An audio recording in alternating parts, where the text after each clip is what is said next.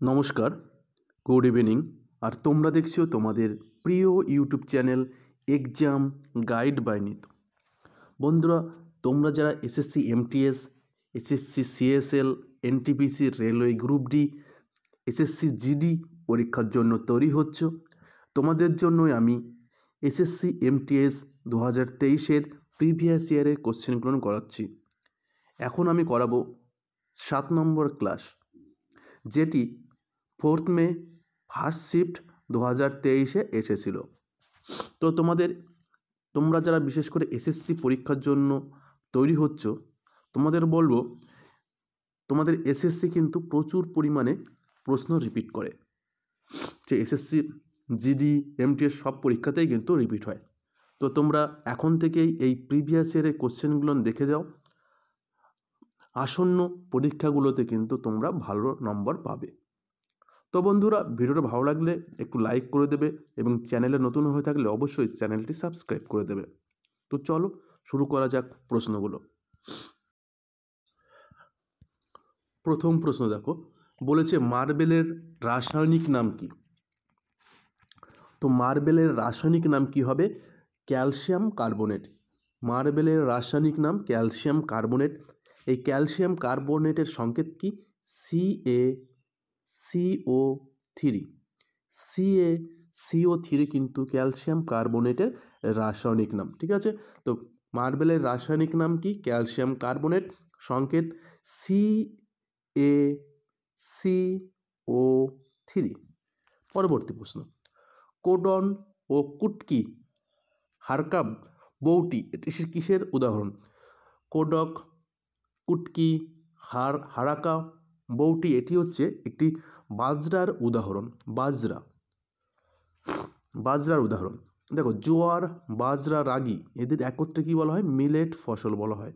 Millet ফসল বলা হয়।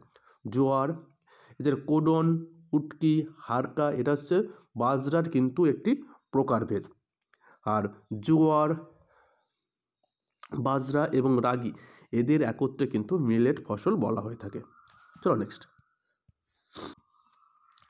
2011 সালের আদমশুমারি অনুসারে ভারতে শহরের জনসংখ্যা শতাংশ কত ছিল? তো দেখো, আমরা জানি 2011 সালের জনসংখ্যা ছিল শহরের জনসংখ্যা ছিল 31.65। তো এখানে কিন্তু বলার পরিসর দেখা রয়েছে 30 থেকে 35। তো সঠিক উত্তর হবে 30 থেকে 35%। 30 থেকে 35% ছিল ভারতের শহরের জনসংখ্যা 2011 সালের জনগণনা অনুসারে। চলো নেক্সট। 2023 সালে খেলো ইন্ডিয়া ইউথ গেমসের 25তম সংস্করণ কোথায় অনুষ্ঠিত হয়েছিল? তো 2023 সালে 5তম খেলো ইন্ডিয়া ইউথ গেমস হয়েছিল মধ্যপ্রদেশে। আর 2024 সালে 6তম খেলো ইন্ডিয়া ইউথ গেমস হয়েছিল তামিলনাড়ুতে। 2024 সালে 19শে জানুয়ারি থেকে কিন্তু তামিলনাড়ুতে 6তম খেলো ইন্ডিয়া ইউথ গেমস অনুষ্ঠিত হয়েছে। এবারে কিন্তু সবচেয়ে বেশি পদক পেয়েছে মহারাষ্ট্র। 2024 সালে সবচেয়ে বেশি পদক পেয়েছে মহারাষ্ট্র। আর খেলো ইন্ডিয়া ইউথ গেমস শুরু হয়েছিল 2018 সাল থেকে নতুন দিল্লি, প্রথম শুরু হয়েছিল নতুন দিল্লি। চলো নেক্সট। বাবর, মাহমুদ লোদি এবং সুলতান নুসরাত শাহকে পরাজিত করে 1539 সালে কোন যুদ্ধে ভারত মুঘল সম্রাট প্রতিষ্ঠা করেছিলেন? বাবর,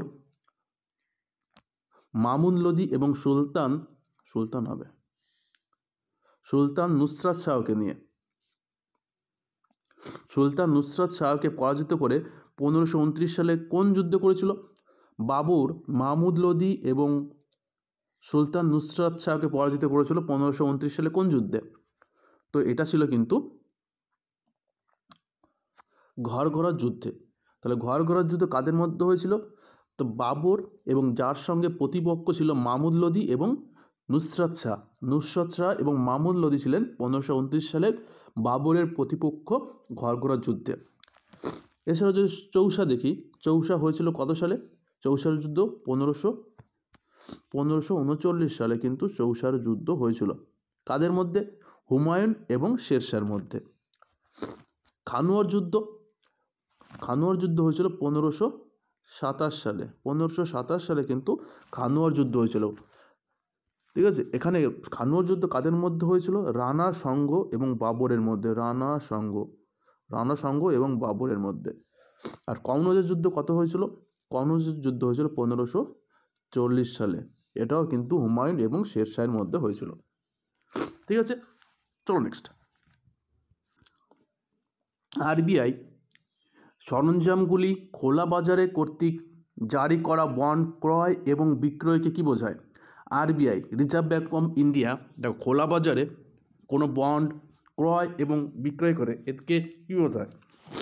তো একে বলা হয় ওপেন মার্কেট অপারেশন।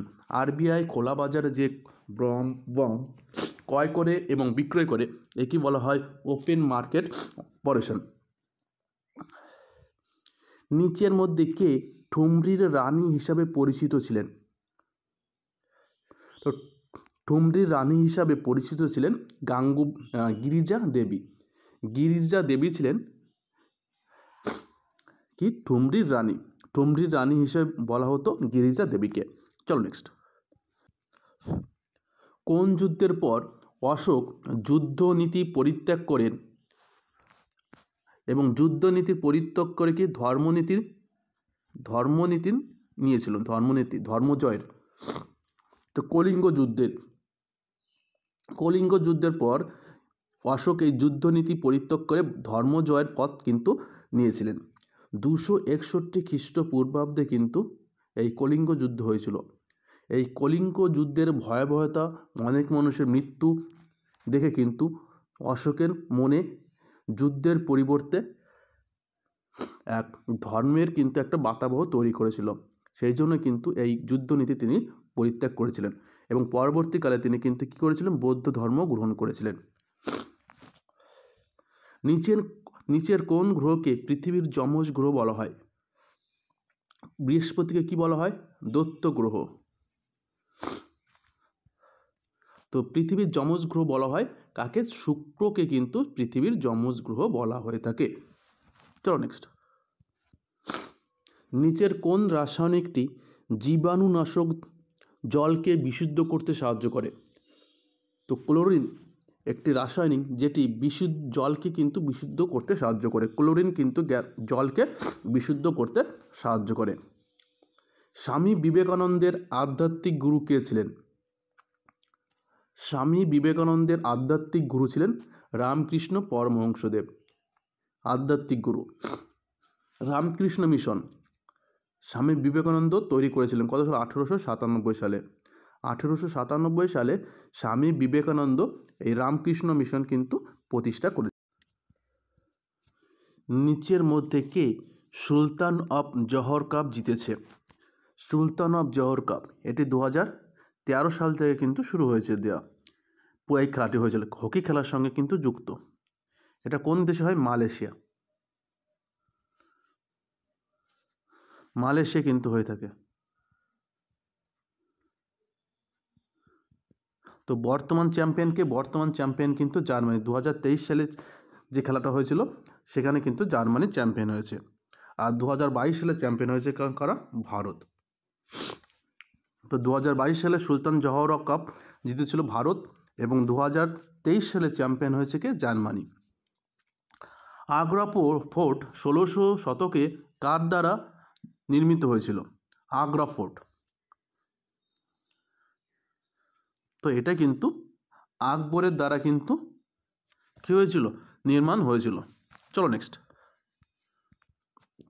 নিম্নলিখিত নৃত্যের মধ্যে কোনটি মূলত তামিলনাড়ুর মন্দিরে দেবদাসীরা পরিবেশিত করতেন এবং তাই এটিকে দাসিয়াত্তম নামেও পরিচিত ছিল? তাহলে কোন নৃত্যটি তামিলনাড়ুর মন্দিরে দেবদাসীরা পরিবেশিত করতেন এবং যাকে দাসিয়াত্তম বলা হয়? তো এটি ছিল কিন্তু ভারতনাট্যম। পরবর্তীকালে নাম পরিবর্তন হয় কি ভারতনাট্যম। তো এই ভারতনাট্যমের অপর নাম কিন্তু স্বাধীরাত্তমও কিন্তু বলা হয়, স্বাধীরাত্তম। এই ভারতনাট্যম নাচটি আগে তামিলনাড়ুর যে সমস্ত মন্দির ছিল সেখানে সব দেবদাসীরা কিন্তু পরিবেশন করত, সেই জন্য তাকে তখন বলা হতো দাসিয়াত্তমও কিন্তু তখন বলা হতো। চলো নেক্সট।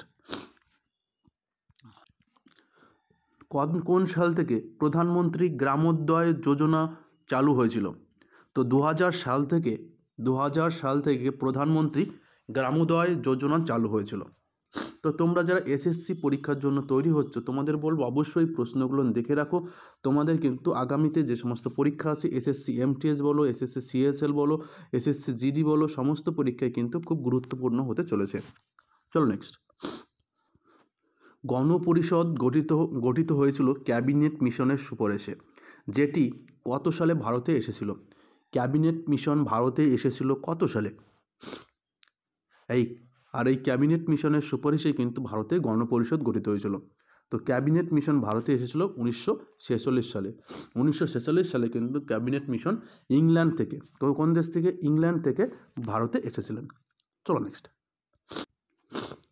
দেখো বলেছে প্রতিযোগিতা সংশোধনী বিল, প্রতিযোগিতা বা মার্কেটের যে ব্যবসায়ী যে প্রতিযোগিতা, যেটা সংশোধনী বিল 2022, এর লক্ষ্য লেনদেনের মূল্যের উপর ভিত্তি করে একীভূতকরণ এবং অধিগ্রহণকে নিয়ন্ত্রণ করা, এবং বলে যে 2000 কোটির বেশি লেনদেনের মূল্যের জন্য ভারতে প্রতিযোগিতা কমিশনের অনুমোদনের জন্য প্রস্তাবিত আইনে আরও বলা হয়েছে যে সিসিআই এই ধরনের লেনদেনের বিষয়ে আদেশ দেওয়ার সময়সীমা 210 দিন থেকে কতদিন কমিয়ে আনা হয়েছিল?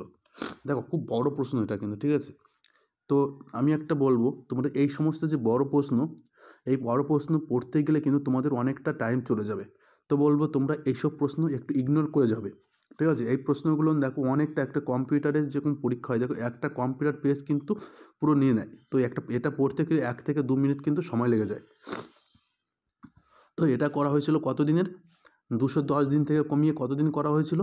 তো 210 দিন থেকে কিন্তু 150 দিন করা হয়েছিল। চলো নেক্সট।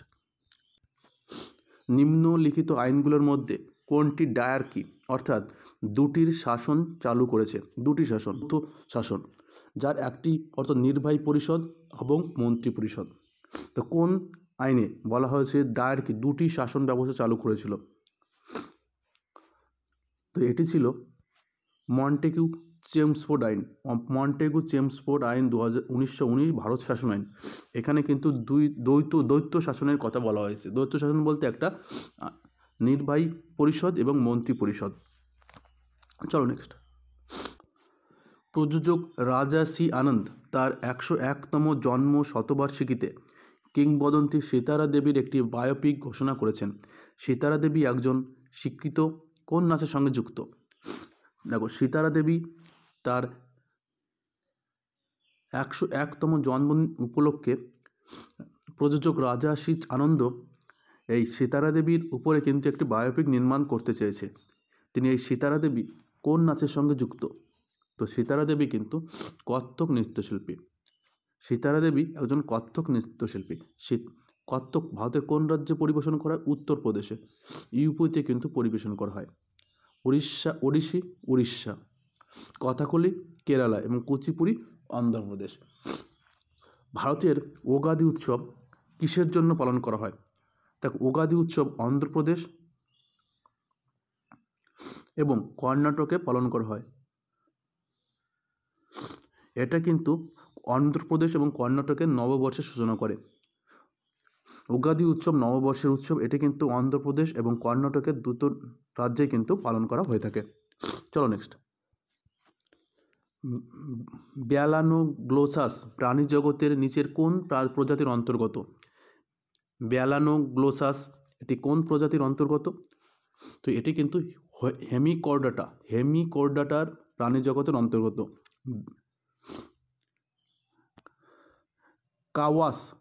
কাওয়াস তাপবিদ্যুৎ কেন্দ্র নিচের কোন রাজ্যে অবস্থিত? কাওয়াস তাপবিদ্যুৎ কেন্দ্র ভারতের গুজরাটে কিন্তু অবস্থিত।